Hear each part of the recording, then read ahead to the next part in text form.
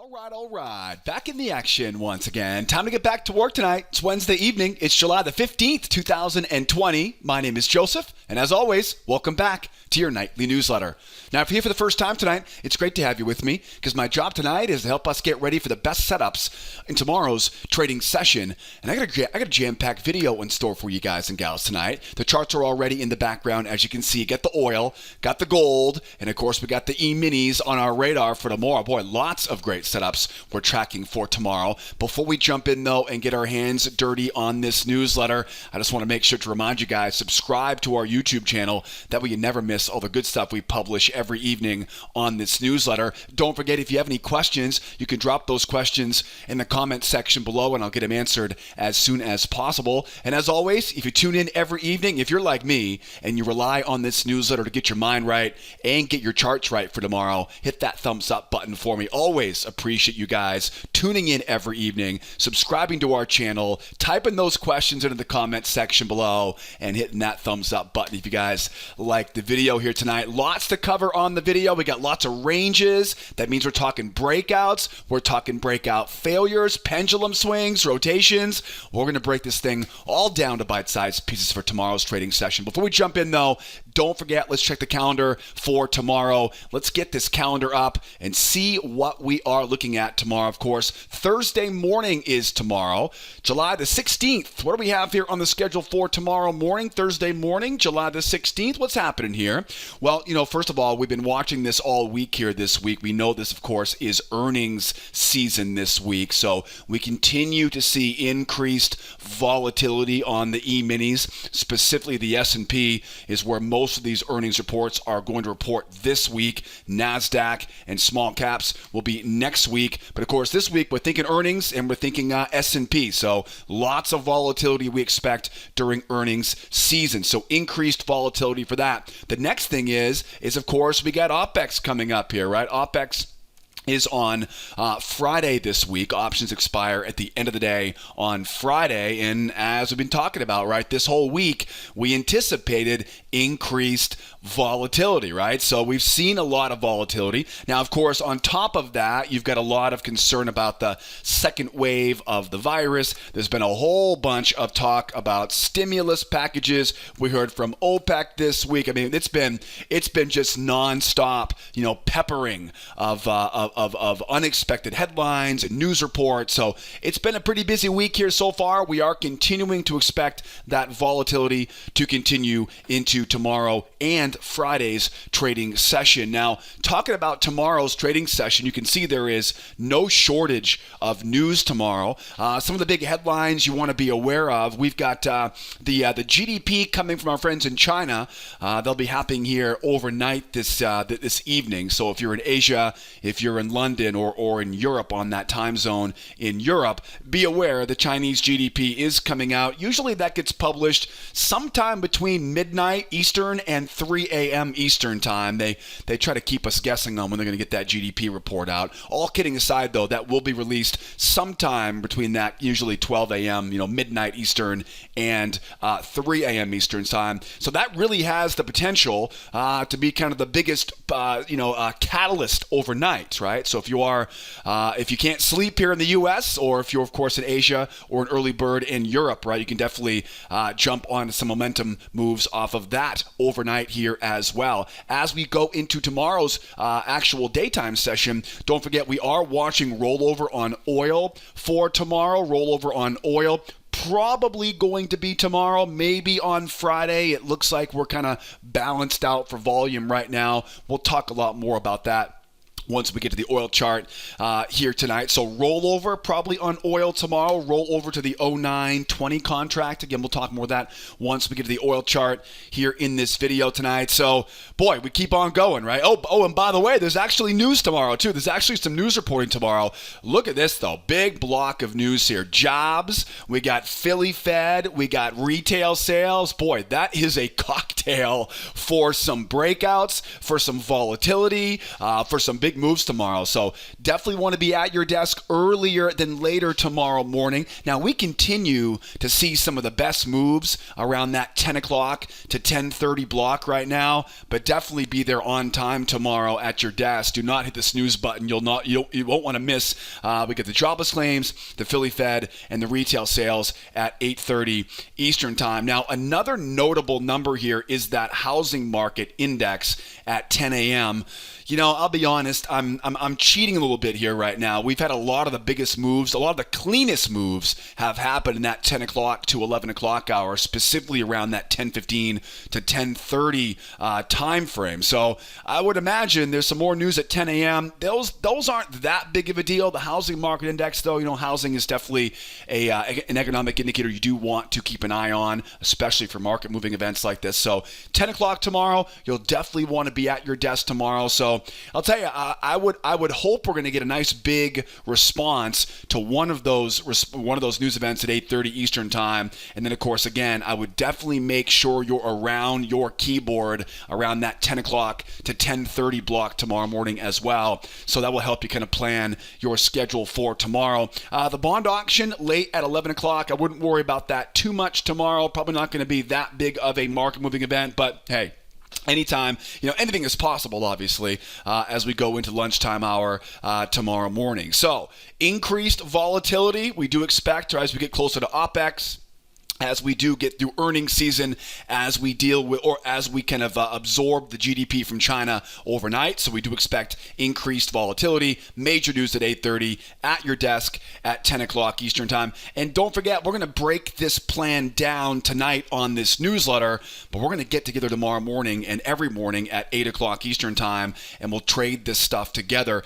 Joining me tomorrow morning in the trade room is very, very easy. I'll put the link to get registered and to come join me tomorrow in the trade room. I'll put that right below this video tonight in the description of this YouTube video, or below the video tonight on the trading blog. So don't delay. Grab that link in the description. Get registered as a member, and don't miss tomorrow morning's trading session. We open up every morning in our trade room at 8 o'clock Eastern time. All right, let's get this party going here. We get the plan for tomorrow, the schedule for tomorrow. Now, as I mentioned earlier, there's a lot of ranges on these charts as we go into. Everything is pretty much bullish. Everything is into a range. And so what I want to do here, before I jump into charts here real quick, I just want to make sure I kind of go over the basic idea we're dealing with a bull market into a trading range. When it comes to a bull market into a range, what you want to remember is you want to remember that the range itself will act as a magnet. So what goes down will likely come right back up. What goes up, if it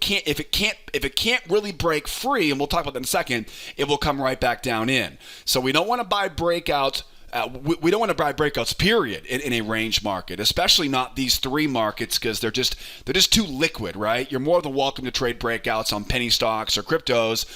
Illiquid markets, kind of gambler style markets like that they are subjective to breakouts. But liquid markets like oil and S&Ps and gold, not going to be as easy. Now, there are two basic ways to trade ranges. One is my favorite, and that is to look for basically breakout failures, and that is we wait for a breakout going against the direction. Of course, most of us are bullish here today. Going against that direction, we wait for sellers, ultimately in this example, to try to sell a pullback. Breakout pullbacks are very, very common, especially among rookie traders. I used to use them all the time when I was a rookie. Thank goodness I learned that lesson quickly in my career. But I'm basically looking for a chance to buy into the breakout pullback seller stop losses, right? We're going to wait for those breakouts and buy right back up into that magnet. Now, another way for us to trade this is to trade a breakout through the highs. Now, there are two basic breakouts patterns I like to look for. One of them is called a 1, 2, 3 breakout. It's a really simple pattern. 1, 2, 3 breakout. Usually this will come up to the moving average there. It'll hold the moving average and jump off the moving average. If I can get that jump off the moving average, I'm going to mark up a high off that new high. I'm going to mark up that low low, that's going to create a new hidden channel, and I can buy the low of that hidden channel. Another one of my favorite breakout patterns, I call it two-try breakout. This one requires a much stronger breakout. It's got to really break free. Then I look for a shallow pullback to the moving average. Usually the moving average will be trying to catch up, right? Because it'll be a big breakout. Shallow pullback, higher high, shallow pullback, higher high, and then trap below that low, right? These are two of my favorite bull breakouts. You'll notice, though, none of them have me buying the high, right? I don't believe in buying breakouts because, again, the range is the magnet. So hopefully you can see those are kind of the core components here of how I trade ranges, right? And if you want to take a screenshot of this, go for it, right? Pause the video, grab the screenshot here, and maybe post a screenshot in the comment section below for all of the folks out there who want to grab it, right, as well. So that's the basic idea when it comes to ranges. All three of these markets, you're going to see a bunch of ranges here on the chart tonight. Starting off here first, let's grab some E-mini, shall we? Now, of course, over on the E-minis, you can see here we've got that big, right, that big blast higher. Began the day with a gap overnight, right? Big gap up on the vaccine hopes. And I'll tell you right now, as I'm recording this video right now, about 5:40 Eastern time, we're seeing another headline regarding Oxford University. Apparently, the exact words were they've had a breakthrough regarding a kind of a double whammy vaccine. I'm sure we'll hear more about that tomorrow or later on tonight. But we heard about the remdesivir, right? Those vaccine trials. Dr. Fauci talked about that a lot here today. I've got some friends who are doctors here in Los Angeles, and they have said that remdesivir trial is extremely promising. So it's all of a sudden starting to look like a vaccine might be possible. Obviously we'll let the experts do their thing, but we've got more, it sounds like some more gasoline on the fire right now regarding this kind of breakthrough they're saying, right, out of Oxford University in London. So we know that, of course, the market is very bullish. We get that big gap up, and it's pretty much just a bull market, into a trading range environment. None of these are really that clean. It was a pretty kind of sloppy session today. We talked about this last night. We're expecting this to be a relatively jumpy and volatile week here, and we're definitely getting what we bargained for. So we know we're bullish. We can see that trading range. That trading range is going to be the magnet that I talked about earlier. And so just kind of follow the rules here, right? I'm looking to buy underneath that trading range with that seller failure pattern. I'm looking to buy as we go through with that 1, 2, 3 breakout pattern, right? Mark up the highs, mark up those lows, or that strong two-try trap pattern that I mentioned, right? Remember that before, right? Strong move up, shallow pullback, higher high, trap low. So those are, and again, you can see the plan is pretty simple. It's a pretty simple plan. Now, knowing that, right, let's kind of put this into context because that's the basic idea behind it. But now let's kind of put this thing into context here. For example, this is a good example. If you draw a trend line here across these highs, we know we're bullish. In a bull market, I want to buy at support.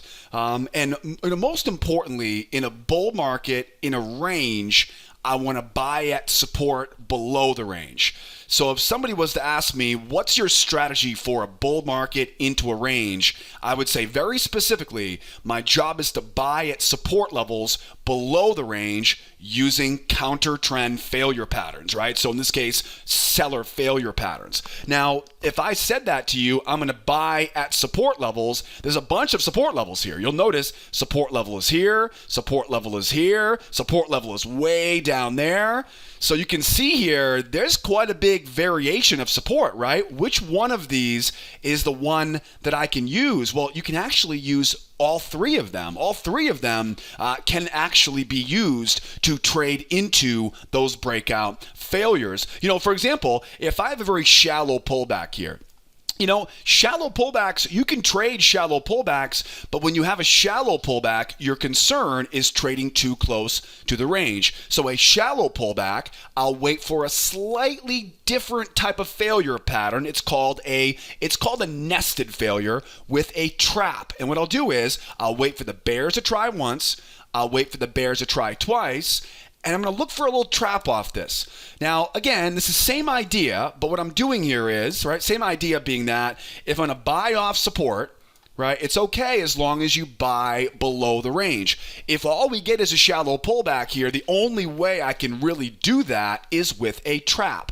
One of the things we talk about a lot on this newsletter is if I am concerned about buying high, in other words, buying too close to that range, right? You don't want to buy inside the range. If I'm worried about buying too high, what's the best pattern? It's a trap pattern, right? And a trap pattern needs to come below a prior swing. Nested failure with a trap. Now, what I really hope I get tomorrow, if I had it my way tomorrow, right? If they really gave me what I want tomorrow, I would get a pullback into this area right here, 31.98 to 31.97. Now, if I can get that pullback down into that kind of green rectangle now I'm not so worried about buying high. So now I can use pretty much that straight up seller failure, wait for those bears to commit off the moving average. That tells you exactly where those rookies have their stops, and you can buy right into those stop losses. Now, oftentimes the moving average will come over and you'll be able to scoop up another couple contracts here on the way back up into that trading range. That's called a seller failure into a bullish pullback. The failure is almost a given. The pullback, though, sometimes that pullback pattern, what will happen is it'll keep on going and you won't get the pullback until we're inside the range. So you want to stay away from those ones, right? Now, if we really get lucky tomorrow, I guess if I wouldn't complain about this one. This is it's just not as likely, especially knowing that we've got some more headlines coming out overnight from Oxford University. So this would be the deepest part of the pullback, right? Go all the way back to today's gap, fill the weekend gap. So there is a chance we might really tumble, right? And if we really tumble, again, I got that trend line down there. I love the trend line. Great trend line. The problem is, though, that's going to be a hell of a lot of momentum for the bears, isn't it? Now, whenever we see a big, strong move down, the problem is if I try to trade that typical failure, what's going to happen is I'm going to see sellers come in. They'll try to sell it, right? I know where their stops are, and I'll try to buy into those stops. But a lot of times what's happening here, though, is you've got some sort of hidden channel coming down and you're walking right into a trap, right? So when you see these big moves down like this, I like to anticipate that next whack-a-mole come my way, right? I like to anticipate that, and to anticipate it, I let the bears try twice. Now, once I get those bears trying twice, now unlike the first scenario where we were buying off that trend line, remember how the trend line in the trap? Remember how that trend line, right? I was talking about that trap low like that. We don't necessarily need a trap, but it wouldn't hurt. It wouldn't hurt here. What I'll do, though, is make sure those bears try once, try twice, and then pull the string, buy right into those stop losses. Now, what happens a lot on these is these markets will rip once that thing fails because it catches so many people on the wrong side of the market. If it does race higher like that, if we do get that strong move down, we get those bears trying once, trying twice here, and it rips. Watch for that same trap pattern, that little two-try trap I mentioned earlier, right? Look for that pattern as we go. So you've got really, if we get that really deep pullback, that is called a nested failure pattern. You don't need the trap in that. It wouldn't hurt, right? But it definitely not required. And of course, the next one is that what I call a trap low, right? Need that trap entry because you don't want to do what? You don't want to buy too high on that chart. So as you can see, we're talking traps on shallow pullbacks, failures and pullbacks, right, into nested failures off of that low. Now, guys, I teach a lot more about these nesteds, traps, and failures in my free trading class. So if you're here for the first time right now, and if you're not with me each morning in the trade room, you definitely got to grab that free trading class. You'll learn all about these breakout failure patterns and trading range-bound markets. I'll send you hundreds of examples of how we've done stuff on our favorite futures markets with that free trading class. So click that link that just popped up there in the upper right-hand corner, and don't be afraid. Again, I'll put all of the links, all the important stuff will be in the description of this YouTube video. All right, so now we know how that looks on the pullback. You've got a pretty good idea how to trade the breakout, right? The breakout's relatively simple, right? 1, 2, 3, breakout higher, mark that high, mark that low. I'm buying the first test. Why? Because the first test is always the best test. Or, right, big, strong jump up, shallow pullback, right? Shallow pullback, higher high, trap, and go from there. Now you'll notice we got that pendulum swing right above us. What I'm doing is I'm marking up the amount of the move below the range, because I didn't mention this earlier, but ranges are balanced, right? Ranges are balanced areas, right? What goes down comes back up. What goes up, if they can't break it out strong enough, will come right back down again. So we do want to be aware of kind of what the objective is for these bulls. So if we make a run higher here, I can't exactly buy that. But if I can get a strong run through it, and then I can see the shallow pullback hold and give me a new higher high. Okay, now I'm interested.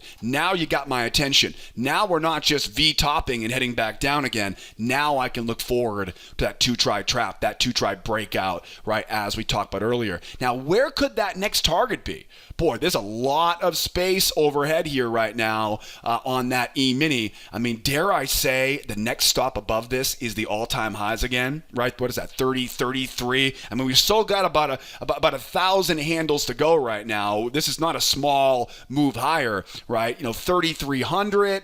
It seems like it's a far ways away right now, but that will be the next kind of hurdle there. And then we're going to 33, 35 or whatever the all-time highs are from there. So, I'm not sure we're ready for all-time highs just yet, but I definitely have some food for thought here for where we're going if we can break free of this trading range. And the one thing I haven't talked about in these ranges is how do you sell them short? Right? How would you sell them short? Well, first of all, we know we're bullish. So if I want to sell short right now, I need to either A, get a reversal, or B, I need to get up in this area up here and look for basically a reversal pattern. Now, the key is, at the very least, we've got to make sure, if I want to sell this market, I've got to make sure we at least do it right at those highs, right? So what is that? 32, 33 and a quarter. Now, really one of my favorite reversal patterns, again, up in this area here, is called a crown reversal. And a crown reversal is actually a pretty simple pattern. You can actually see one right here. We actually break out higher. We see a pullback, a lower high, a lower low, and a trap high. And what this basically is, this is basically a strong move up, not strong enough though, right? And it's not holding that pullback, so it's not breakout. It's just a strong move higher. Strong moves, again, we don't want to trust them until they show us the right confirmation. Now, once I see those buyers try to buy that pullback, if they hold that pullback and we go, there's your breakout, right? There's your 1, 2, 3 breakout pattern. If we don't, though, look for those buyers to try a second time. If they can get that trap, and again, gotta be above these highs up here, right? I don't want to be hearing about doing this inside the range, right? That's a crown reversal pattern that I can sell off the high. And, as I always warn you guys, if you're a relatively new trader, if you haven't found consistency yet in your trend following strategies, like we teach here on this newsletter, if I was in your shoes, I would stay away from the counter trend stuff until you start to get some traction. Basically prove to yourself you can be disciplined, take the good trades first, the best trades first, then go after those kind of marginal, not so much marginal, just lower probability reversal patterns. Now, what is a lot more higher probability would be an actual reversal pattern. What's a reversal look like? 1, strong move down, pull back to the moving average, and 3, jump off moving average. This is the same 1, 2, 3 breakout, except it's the opposite direction. So strong move down, not shallow pullback, but pull back to the moving average and strong jump off. Now, if I can get those bears to give me that strong jump off, that momentum now will carry through to that next pullback, right? I really should call that next pullback kind of the FOMO pullback, because that's all it is, right? It's people who do not want to miss that next leg lower. That's a 1, 2, 3 breakout into a hidden channel pullback. Remember, first test is the best test, right? And obviously from there now, we get some gaps to fill. But most importantly, if you look back in time here, there is a hell of an open space for those bears. I mean, look at all that wide open space down there. If the bears can take this, they should be able to easily, I mean, if they can get through, right? If they get through here, that 3150 area seems to be an easy magnet. And if the blood really hits the water, right, 3120 all the way down at those lows. So hopefully by now, you've got a good understanding for what my plan is like for tomorrow. Don't forget to grab that free course I mentioned linked up in the upper right-hand corner. But let's keep going here, right? The S&P is good. I spent a little more time on the S&P than I would otherwise because I want to make sure I kind of solidified this. So what do we know about the oil? Let's get this oil going here, baby. What do we know about the oil right now? We know the oil is bullish, right? That is for sure. It went into a range. Now we know that when I have a range, what is a range? Ranges are what? Ranges are magnets. We really don't want to trade inside the range, right? What goes down comes back up. What goes up will usually come back down into that trading range. If someone was to ask me how to describe this market, I would say we have a bull market into a trading range, and it looks like the buyers are about to attempt a breakout to finish the pendulum swing, right? The amount of the move below the range is the amount of the move above the range. Now, taking a quick look at a bigger picture here, you can see, look up top there. This is a major top up there, 4163. 4163 is arguably the next big objective for these buyers. Look lower here, that $40 a barrel, that big round number, and then all the way down to 39 from there. So you can kind of see some of the big levels here, right? You get the big top, 4163, big bottom down there, and of course, big bottom at 39.17, 39.07, give or take, right? So 39 even is kind of where those bears want to go. So now we know, right, a good lay of the land here. Now you can see the general idea, right? We know we want to buy underneath the range with failure patterns. We also want to wait for a 1, 2, 3 breakout, right? If we're going to be holding or trading breakouts. Now, let's put this into context, right? Because you understand the basics of how to do it, but let's now apply this correctly, because obviously you can see here right now, there might be some concerns just buying high or trying to buy this next pullback. So a couple things come to mind here. And a lot of this is very similar to the S&P.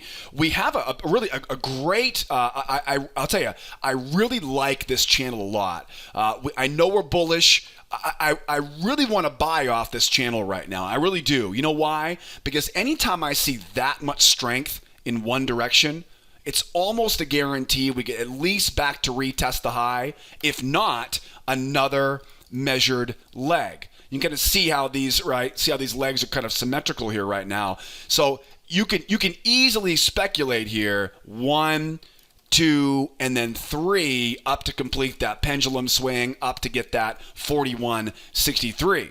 But I hope right now, hopefully you're saying, but Joe, but look where it is. It's inside the range. You can't trade there. Tell me it isn't so. Well, you can, but the reality is you got to do it safely. Now, what's my concern? What's my worry right now? My worry is that when I get back into that range, right, all hell's going to break loose and it all chopped up right there. So this is very similar to what I talked about on the S&P for a shallow pullback. Now, what I'm looking for here is I've got to think a little bit mischievously, right? I've got to think that as we go lower, we're going to get a pendulum swing seller. And they're going to try to sell this thing back down, right? They're going to say, okay, pendulum swing, we should be headed back down there. But again, I've got a rising support trend line here, I've got a channel low here. I really like this area here. So the best way to trade this is going to be to get down inside or down to that low of that channel. And then I've got to anticipate bears here. So shallow pullback, what's the best bet?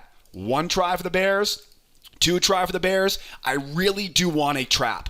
I really do want a trap on this. I hope I get it. I hope we get it. 1, 2, and again, trap low. Another variable would be a nested. So a 1 and a 2, right? Bears trying once, bears trying twice, and you're simply buying into those stops from there. The one thing I don't like about just the nested is we're still just kind of right at that area. This can go a little bit haywire real fast. I could easily see how traders might start to sell off that level of resistance. So if you want my kind of dream come true, my favorite setup on a shallow pullback, as we go down, it'll be a 1 try for the bears, a 2 try for the bears. Give me a double bottom, right? But I want a trap low. I want that trap low and then up to retest the high. But I would definitely leave a contract on to run up to that 41.63 because that's where they want, right, to bury that target. Now, another thing you want to think about too is if we end up, we know we want to buy down here, right? I want to buy down here. But what I want to bring to your attention is look at this move right here. Right, look at that move right there.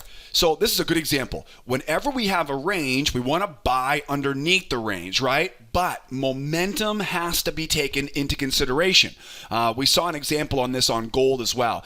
If I get a ripping move down like that, right? What I'll do is I'll look for 1 try for the bears, 2 try for the bears. We call these what? We call these nesteds.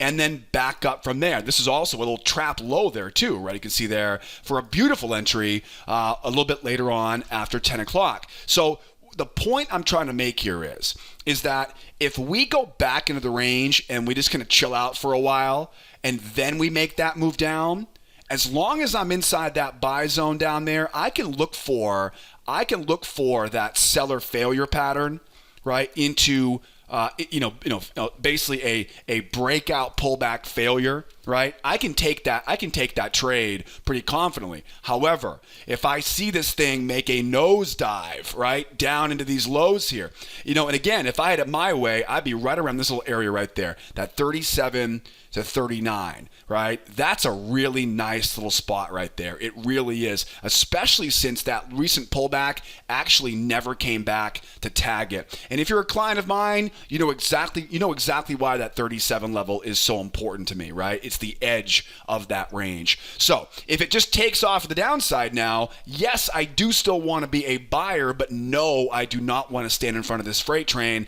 I'm going to wait for bears to try once. I'm going to wait for bears to try twice, just like they did before, right? Just like we see what happened here before, right? Strong move down, bears try once, bears try twice, and then we can let her rip, right? And go back up into that trading range. That is the idea. Again, we want to buy underneath it with a failure pattern, but I want to do it in the right market context. And that goes for sure, right? If it goes further.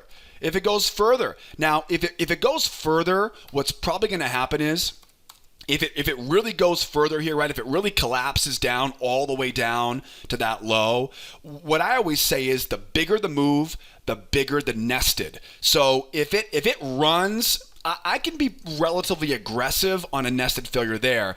But if it really goes, then I start thinking about, okay, give me something wider. The bigger the move, the bigger the nested. In other words, 1, 2, and then up from there. Does that make sense? Right? So, again, if it kind of slams lower here, I can be relatively aggressive on that nested. But if it really tumbles down here, that's going to be a lot of momentum for the bears here, right? And you got to remember, bears are going to start looking for channels out here, right? And so you're going to want to wait for 1, 2, and then once you've got those bears 1 and 2, again, anticipate where that channel's going to be, wait for those bears to give it a couple swings, and then of course we'll buy into those stops, buy with those traps, right, and buying back up again. Same basic idea.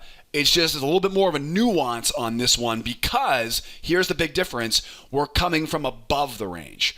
See, this is the big deal. When we go above the range, if it comes collapsing back down, it creates this big momentum shift. If you go back to the S&P here right now, where the S&P is inside the range, right? If the market goes lower, it's not some big momentous move, right? It's just a pullback. If this thing goes lower on oil, it's a big move down. So the key to trading breakout failures, another key is Momentum. Now, speaking of momentum, right? So we know we're looking for here on a shallow pullback. That's relatively easy. Can I sell this market? Can I sell this one? I can't. You know why? Because of that trend line. Normally I would say, right, get me above these highs up here, give me a crown reversal. But I'll tell you, that crown reversal, you're walking right into a problem.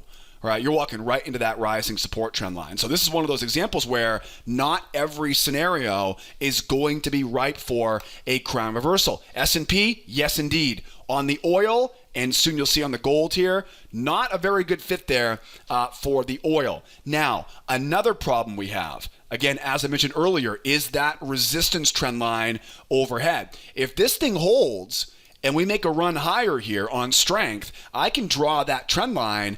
I can buy that pullback as long as we're buying it before we get to that 41.63. However, if this market takes off to the upside and we get up to that 41.63, you're probably going to see a bit of a range up here unless it keeps on going. If we get that bull market now into a range, what do? We wait to get underneath it and we buy it with what? With a seller failure pattern. Okay, and again, don't forget, you'll see lots of examples of those failure patterns in that free course that I mentioned earlier. Now, another thing you want to keep in mind is we may get a two-try trap. So strong move up, shallow pullback, higher high, right? Two-try trap, right? Two-try trap again before we get to that high. Another thing to keep in mind here would be too, if it runs up, pulls back, and blows through that high. Right? If that happens, this will probably be a larger spike in channel. You can buy off the low of that channel. I can buy a seller failure below the low of that channel. And we'll have to kind of check in on this a little bit later on in the process. These are some things we don't know exactly yet. But once we get that nice strong breakout tomorrow morning, we'll be in our trade room and we'll do it together, right? So we'll know more about that. So not a lot I can do for the sell side, but plenty of options right now I can use to be a buyer. If I do get a reversal, what would a reversal look like? It'd be a strong move down below that range low. It'd be a pullback to the moving average and a jump right off that moving average. They've really got to go strong move down. They got to pull back and they got to jump. All right, I'm going to warn you, a strong move down and a pullback is not enough, right? Strong move down and a pullback, not enough. It's got to keep going. If it doesn't keep going, you know what's going to happen. They're going to pull it right back up into that trading range. If we can get that 1, 2, 3 breakout, then I can mark up that low. I can mark up that high. And I can look to sell off of that high. Now, there will be times, one of the nuances of a 1, 2, 3 reversal pattern, in this case it's also a 1, 2, 3 breakout, is that sometimes those patterns are really, really sharp, right? Sometimes they're really sharp like this. And so what I'll do is I'll use a wider variation. I'll mark up that low and I'll go to the big high up there and mark that bigger high. And what I'm doing is I'm trying to kind of reverse engineer that channel to give me a deep enough pullback so I can sell high, not selling too low. I can risk small, right, and earn large. So be aware of that on those 1, 2, 3 reversals or 1, 2, 3 breakout patterns. I call them 1, 2, 3 breakouts, 1, 2 reversals because there's 3 legs to them. But really all they are is they're just confirmed breakouts of that trading range. I never try to sell that first breakout pullback for obvious reasons. You can see examples here on the crude oil. All right, looking good so far. How am I doing so far? How are you doing so far, right? You liking this stuff so far? Hopefully by now you subscribed to our channel already. You've hit that thumbs up button for me. Did you have any questions? Right? Any questions? Type those questions in. I want to make sure you guys get all the questions answered. In the meantime here, let's keep this party going. Should we wrap up tonight on the gold? The yellow metal? All right. What do we know about gold here? Oh, one more thing too. Almost forgot. Sorry. Let me go back to oil here real quickly here. Oil is right now on that 0820 contract, right? Please don't forget, once the 0920 contract has more volume, right? So grab your market analyzer in NinjaTrader or your volume counter or whatever, right? In whatever software you're using here. Once the volume, and it will probably be tomorrow, unfortunately. I can't really do it ahead of time, unfortunately. But tomorrow morning, 6 o'clock, 7 o'clock Eastern time, when you get to your desk, just remember, check the volume. If we're higher on the 920 contract, we're trading the 920 contract tomorrow in the trade room. We'll wait and see what it looks like once we get there. Last but not least here, I promise this time, right? We'll talk about gold here. What do we know about gold? Well, looky here. It's the same thing. Same scenario again. We have a bull market into a trading range. The range acts as a magnet, right? So what goes down comes back up. What goes up comes back down. What goes down comes back up, right? So pretty good example we talked about here so far. You can also see, too, a very good example here of kind of how that pendulum swings on the gold, right? So we had that range last night. We talked about buying that trend line, right? We also talked about the strength of that move and how you want to let them try twice. See how that works right there? That's a great example right there on gold of what we were just talking about, right, on the oil, right? When it comes tumbling off the high, yes, I do want to buy that support, but you got to be aware, right? That's a lot of momentum. So in that situation, right, bears try once, bears try twice, and see what happened? They actually got the job done. Didn't last very long, though, and then ripped right back higher into that trading range. But you can see a lot of the things we talked about here so far. The amount of the move above the range is the amount of the move below the range. And sure enough, look where that support level is. It wasn't perfect, but we don't need perfect, right? We just want to be in that general area. That was a great example of the pendulum swing. Now, I take that new pendulum swing, and that's going to project me now to where we assume now these buyers want to get to, right? I would assume the buyers, they want to retest those highs at 19.5, and they want to get that, 19, and they want to get that, right, 1820.9 high there. So some really good examples here on ranges, range rotation, how we apply momentum correctly. This is like a masterclass on trading ranges right now, and we go into a lot more detail obviously in our video classes, so make sure you tune in for more as a client of mine. So we want to stay away from the middle. I want to buy low, right? I want to sell high. You know what those are all about now at this point. Now, I'm going to sound a bit like a broken record here right now, but you know me, right? Repetition is key.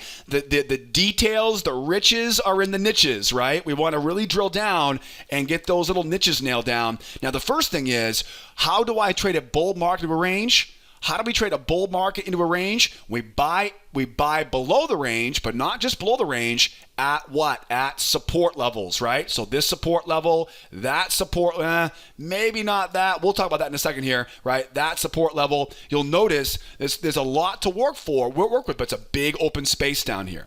So one option would be a very shallow pullback. With that, you guessed it, trap low, right? You guys are experts on this now. You know why, right? Why?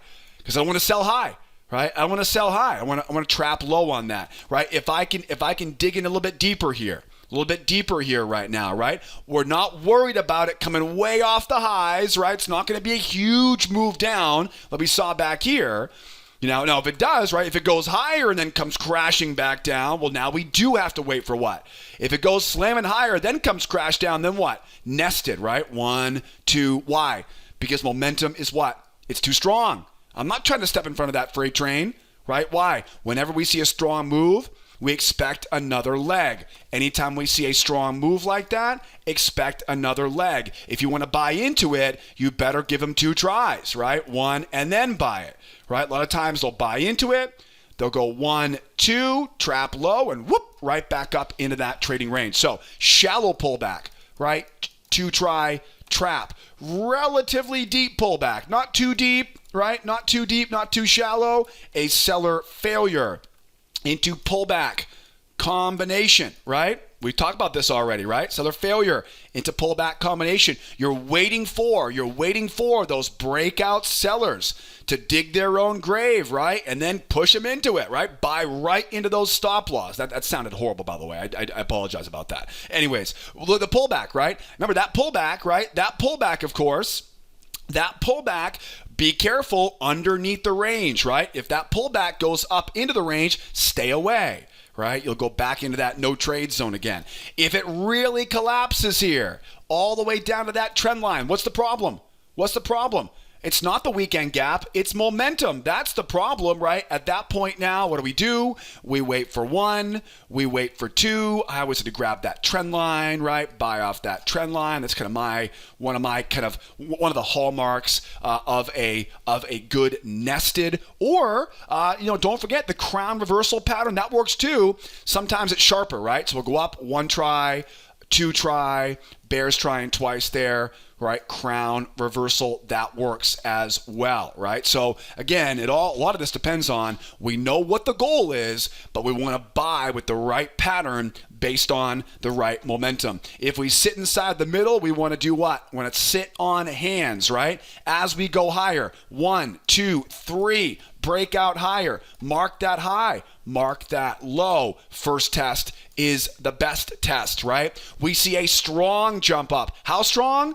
Strong enough to get me through these areas, right? So strong breakout higher. How strong? Strong enough to poke through. Shallow pullback to the moving average, right? Higher high in price. Not by a lot, right? And then a quick pullback below that low. Trap. Now, wouldn't that be nice if I could use that expanding triangle? Oh, man. Mwah. That would be a beautiful setup if we get off top of that expanding triangle, kind of like how the S&P held that channel from last night's newsletter, right, when it gapped up as we're going. Now, there is a lot of open space above us on gold right now. You'll notice that big, wide open space before we rip that 1829 area up there. Then that's it. That's about, it isn't all-time highs, but it might as well be. It might as well be, because it's been that 1829 is like what? It's like a 10-year high, I think it is, right? Don't quote me on that, kids. But it's been a long time, right, since we've been up this high on the gold. When I was a kid, pardon dating myself, gold was well over 2,000. So we know we are, right? We know we are still a ways away from our big milestones, but we're definitely not there just yet. Now, how do we turn bearish here? Could I sell this market? I think you definitely can. The one problem I have, though, is you don't want to sell this market until you're up in this area. And this is where we've got a little bit of waiting to do, right? Can we get up into this area? Can we get that first pullback? Will that first pullback fail to retest the high? Okay, go to step 2. Wait for a lower low. Wait for the buyers to try again. Now, look for that trap, right? And that's called a what? That crown reversal pattern. Remember, if I'm a rookie, right? If I'm in the first year of my career and I'm not making any consistent profit yet, if I'm having trouble still making money going with the trend, I probably shouldn't be trying to make money going against the trend, right? I think it's common sense. I realize that common sense isn't as common these days, but we're not trying to be gamblers here, guys. We're trying to run this business like a business, and that means protecting capital. That is not a good use of your capital if you're just trying to grow your account right now and you can't seem to get things to work for you. If you're consistently following the rules properly, I provide all my clients all the rules we follow in our trade room. If you're consistently following rules, if you've proven to yourself by hitting over a 75-80% win ratio, which is always kind of my benchmark, then you can start to look for those counter trend trades. Now, how do we reverse here?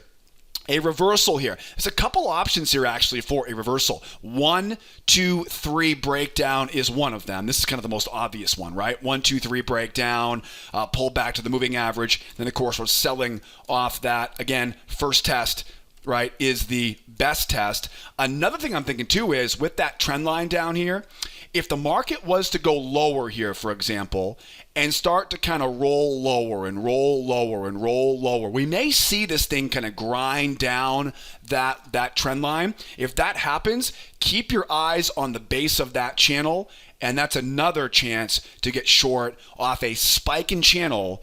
And that pullback, well, it's not going to be as easy as just straight up and straight down. That will usually be a move up, buyer failure, and selling back down, right? So if you were thinking about that, right, that kind of zoom on that area here, it'd be a failure pattern, and then back up off of that, right off of that low. That is definitely some food for thought for tomorrow, and we'll obviously know more about that tomorrow once we get our hands dirty in our trade room. So trade room tomorrow morning, 8 o'clock Eastern time. I hope I'll see you there with me. We'll put the entire plan together, right, with all of our clients tomorrow morning. Don't forget, all of the links you need to get registered are right below the video tonight on the trading blog or in the description of this YouTube video. So don't delay. Get registered. I want to see you there tomorrow morning at the opening bell. If not, please don't be afraid to call that toll-free phone number. I would love to answer the call, answer all your questions.